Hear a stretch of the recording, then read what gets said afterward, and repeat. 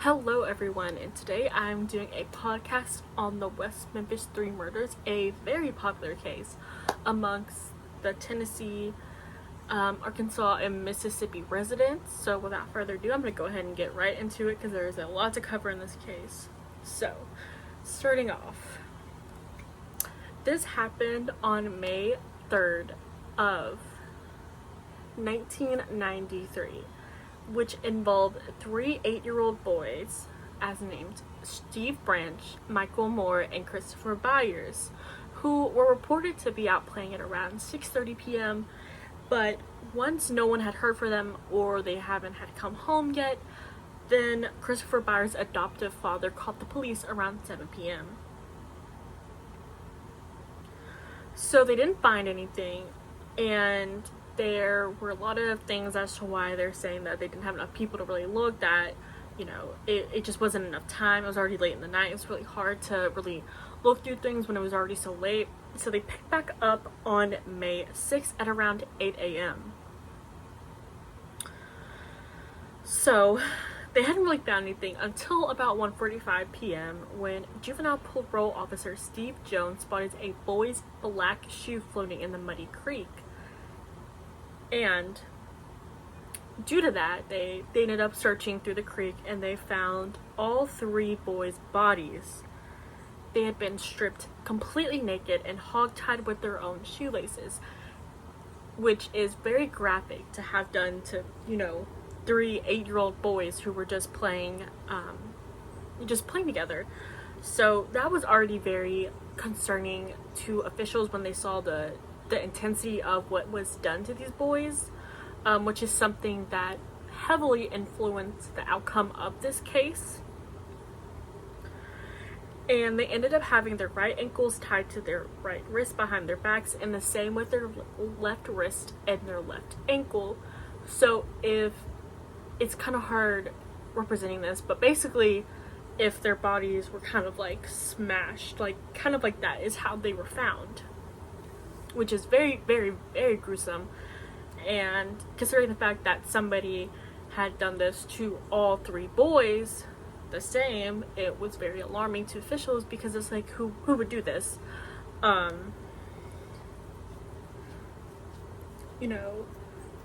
ended up finding a lot of remaining items of theirs, like their clothes were found in the creek. The clothes were mostly inside out. The underwear of two boys were discovered, but Christopher Byers had lacerations to various parts of his body and mutilation of his scrotum and penis, which was something very, very horrifying and descriptive as to what happened with this case. So, as an overview for that, police had to now figure out who in their right mind would do this to people, who would kill three 8-year-old boys and hogtie them, basically flatten them out, sexually assault them, and then leave their bodies in the ditch. Okay, very gruesome, I know, very descriptive, I know. If you don't want to watch this, I would probably put timestamps in here so that people can skip over this part, as it is just a brief overview of the actual murders. Now I want to get into more of the suspects. So, the suspects of the case were Damien Eccles, Jesse Miss Kelly Jr., and Jason Baldwin, who were all around the ages of around 15 to 17 at the time of the murders. So, what do they have to do with the case? Well, I'm here to tell you. Once officials had found the boys' bodies, they immediately wanted to figure out who could have done this, who was sick enough and demented enough to do this to these young boys. So they started collecting evidence, got a few interviews, got a few people to come in and talk, and right off the bat, things were not really done correctly. Things that were used as evidence weren't really taken into account on who the suspects were, and I'll get into that. So, basically, the 3 boys were convicted because, or suspected, as I will say, because of their lifestyle. So for the most part, all 3 boys had had some type of encounter with the police, some having sexual assault charges, some having robbery, and the list goes on. But most notably, their leader, who was deemed their leader, who we don't really know was the leader, Damon Eccles, who had a long history of mental health issues. Inside with that, he was very into satanic things. What I mean by that is that his religion was not of the norm. His lifestyles were not of the norm. He was a very, very, very different person, and that gave police a good person to suspect. Also, I think with the case, and it's not really talked about, is that 3 boys were murdered. West Memphis 3 boys were suspected. I think that maybe they thought that each boy had taken one of the 8-year-olds and done something to them, which doesn't really make sense, as they were all literally killed the same way and were found basically the same way. So that was that. So, as time went on and they couldn't really find any other suspects, there were a few other people who they had kind of in a radar. One most notably being Mr. Bojangles, who was a black male, who was implied during the beginning of Miss Kelly's trial. But they quickly dismissed it after getting some testaments from people and really looking into, what was done. About a month passed after this, and there was little done, and that was kind of concerning. So they began their trials, which is where the first fault comes into play, is that on June 3rd, the police interrogated Jesse Miss Kelly Jr. Despite his reported IQ being of 72, as Wikipedia is stating, categorizing him as a borderline intellectual and functioning person, and it says as a minor, Miss Kelly was questioned alone. First off, he was a minor. He should not have been questioned alone. And second off, although his IQ reported that he was capable of answering their questions,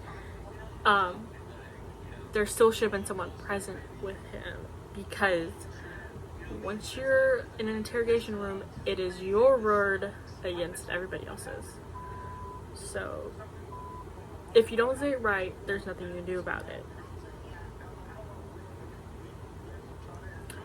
But what is concerning is that Miss Kelly's father did give him permission to be questioned by the police, but did not give them permission to be interrogated or questioned.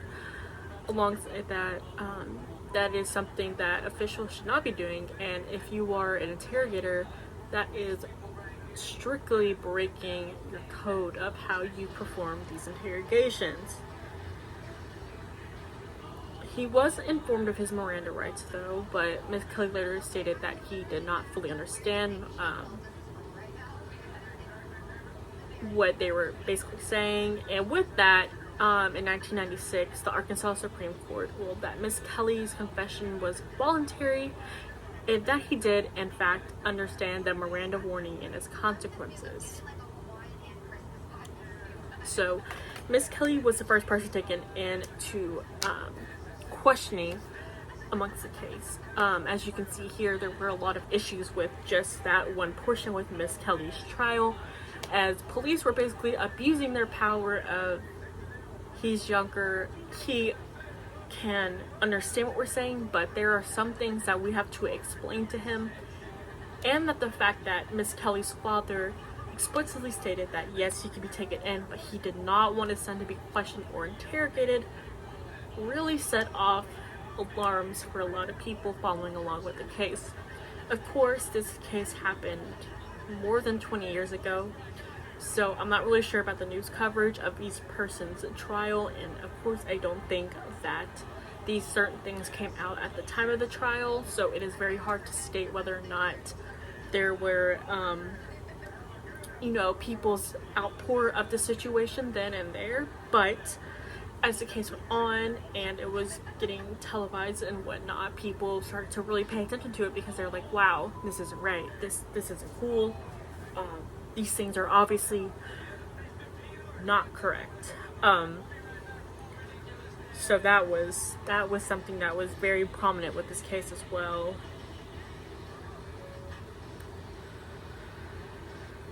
So there isn't much about Baldwin or Eccles' trial, as though they probably had about the same trial as Miss Kelly did. I don't want to get too in depth on just the trials alone, because there's something else I want to talk about, and that is Vicki Hutchison, which people often pass up. She was a new resident of West Memphis, and she would play a very big role as on May 6, 1993.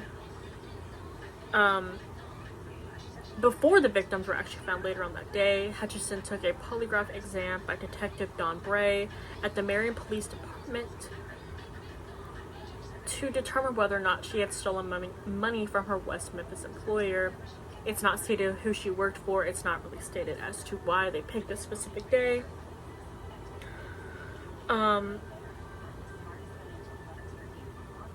So police keep questioning her and,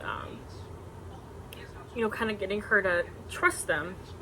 And with this, on or around June 1st of 1993, Hutchison agreed to letting police microphone her house when she has an encounter with Damien Eccles, which basically means that they stick microphones into tiny little places that you can't see and record basically the entire conversation. This is something that they usually do once they're that they know that this person has committed this crime, and they want them to then therefore confess on a tape that they can play back to officials, which is what happens here, is that they are believing that Damien Eccles is the one who did this, along with Miss Kelly and Baldwin.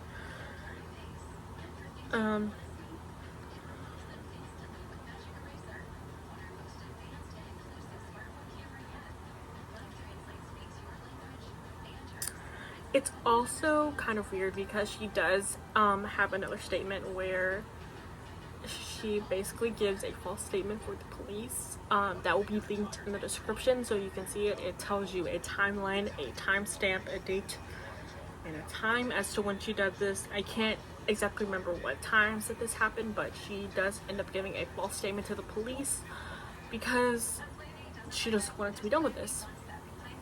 So with that, all 3 boys are then sent to jail.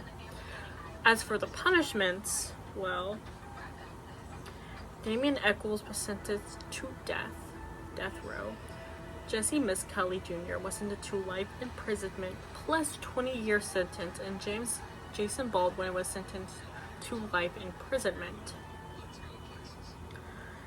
So this is where people start to really get on this case, because they're just like, also, I totally forgot to mention this, there was no DNA evidence of any of the 3 boys anywhere even relatively close to the crime scene, which is a big thing that people often point out, is that there's no DNA of any of the 3 boys present at the crime scene.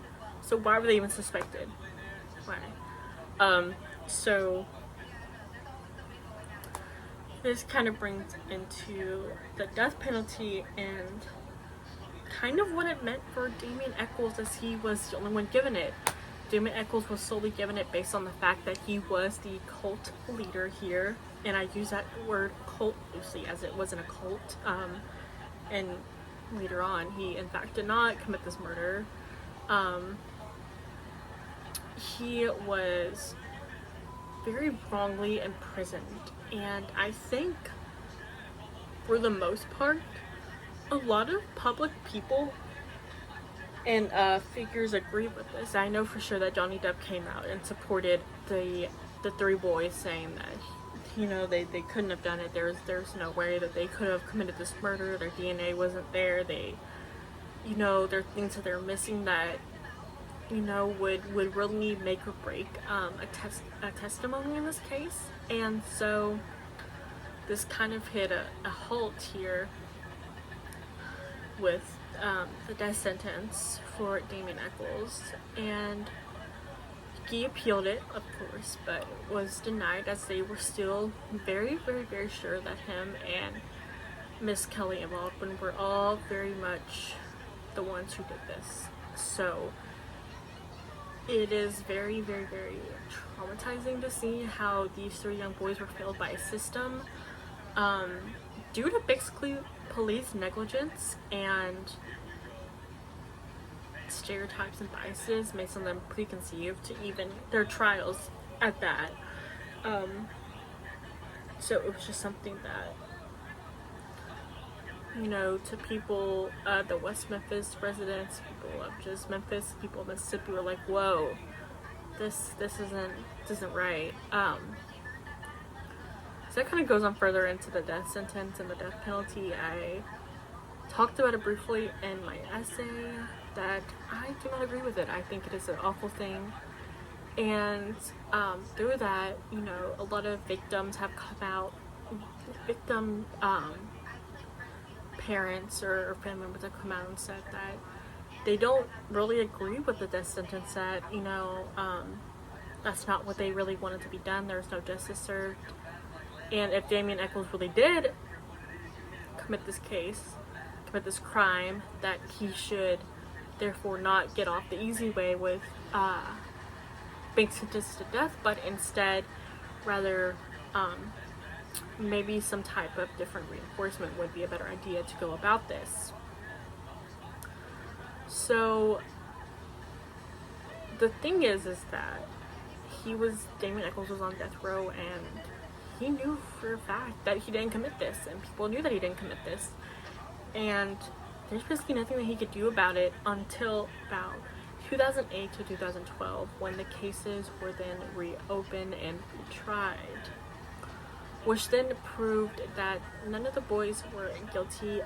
But by this point, some of them have spent around 10-ish years and more in prison for being wrongfully accused of a crime they didn't commit. And what sucks about all these three men is that one was given the death penalty and two were given life imprisonment, and Miss Kelly another 20-year sentence.